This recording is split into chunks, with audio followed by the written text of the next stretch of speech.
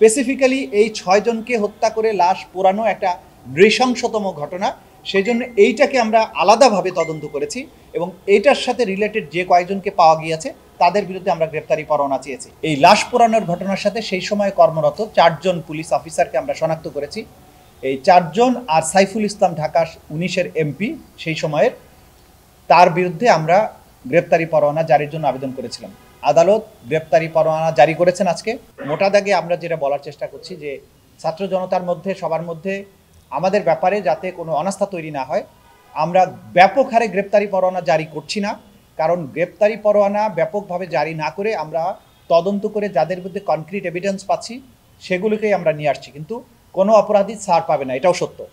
আর বিভিন্ন থানাগুলোতে গোটা বাংলাদেশ জুড়ে যে সমস্ত থানায় মামলাগুলো করেছেন ভিকটিম পরিবার, আমরা আইন শৃঙ্খলা রক্ষাকারী বাহিনী এবং সরকারের পক্ষ থেকে যে নির্দেশনা, আমরা সরকারের পক্ষ থেকে যে মতামত জানতে পেরেছি যে এই মামলাগুলোর কিন্তু তদন্ত অব্যাহত থাকবে যতক্ষণ পর্যন্ত আন্তর্জাতিক অপরাধ ট্রাইব্যুনাল এগুলোকে তাদের মামলা হিসেবে গ্রহণ না করবে, ততক্ষণ পর্যন্ত কিন্তু থানাগুলোতে এই মামলা চলমান থাকবে। আইনের এবং বিচারিক যে সমস্ত প্রক্রিয়া আছে, আসামিকে গ্রেপ্তার, তাদেরকে আদালতে সোপর্দ করার এই প্রক্রিয়াটাও চলমান থাকবে।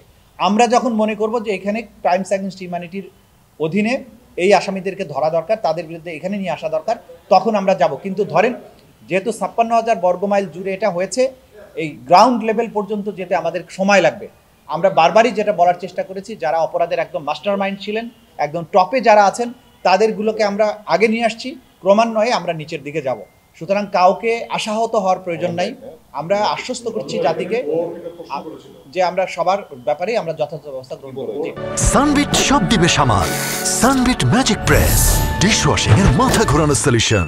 বলেছি যে এই ঘটনার সাথে রিলেটেড ঊর্ধ্বতন যে সমস্ত পুলিশ কর্মকর্তা ছিল, তারা ইতিমধ্যেই আরও ব্যাপক পরিসরে যে সমস্ত ঘটনা ঘটেছে সেগুলোতে তারা আসামি হয়েছেন এবং আসামি হয়ে গ্রেপ্তার হয়ে অলরেডি তারা জেলেও আছেন।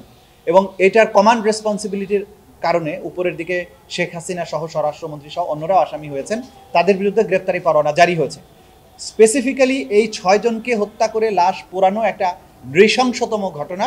সেই জন্য এইটাকে আমরা আলাদাভাবে তদন্ত করেছি এবং এইটার সাথে রিলেটেড যে কয়েকজনকে পাওয়া গিয়েছে তাদের বিরুদ্ধে আমরা গ্রেপ্তারি পরোয়ানা চেয়েছি।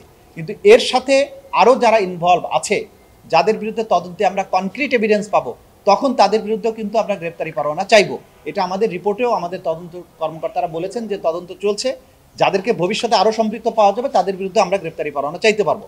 এখন পর্যন্ত এদের বিরুদ্ধে কনক্রিট এভিডেন্স আছে, ফলে আমরা তাদের বিরুদ্ধে গ্রেপ্তারি পরোয়ানা চেয়েছি। নামটা আমরা যেহেতু এই অতীতের অভিজ্ঞতা থেকে নাম বলা মাত্র পালিয়ে গেছে, সেজন্য আমরা এই মুহূর্তে বলছি না। এটা আমরা যথাযথভাবে সরকারের আইন শৃঙ্খলা বাহিনীর যে ঊর্ধ্বতন মহল, যারা গ্রেপ্তারটাকে এনশিওর করেন, যারা গ্রেপ্তারটা করেন আসলে, তাদেরকে আমরা জানিয়ে দিয়েছি যাতে করে তারা এই গ্রেপ্তারটা সুষ্ঠুভাবে করতে পারে পালিয়ে যাওয়ার আগে। আমাদের জানা মতে তারা পোস্টেড আছে বিভিন্ন জায়গায়, কিন্তু তারা চাকুরিতে আছেন কিনা কর্মস্থলে এটা জানি না, কিন্তু তাদেরকে চাকরিচ্যুত এখন পর্যন্ত করা হয়নি, সেটা আমাদের কাছে তথ্য আছে। সুতরাং আমরা আশা করছি যে হয়তো দ্রুতই তাদের গ্রেপ্তার করা সম্ভব হবে।